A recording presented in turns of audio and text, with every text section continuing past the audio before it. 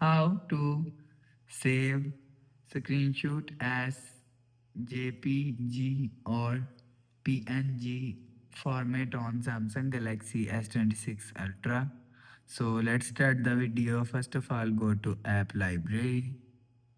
Now here, so click on settings app. Now in setting, scroll down and click on advanced features. So you will see advanced features is here. So click on advanced features.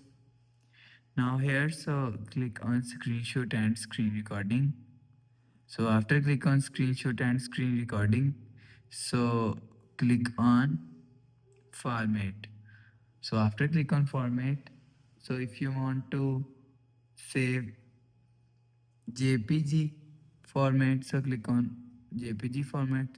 So if you want to set save PNG format, so click on PNG format.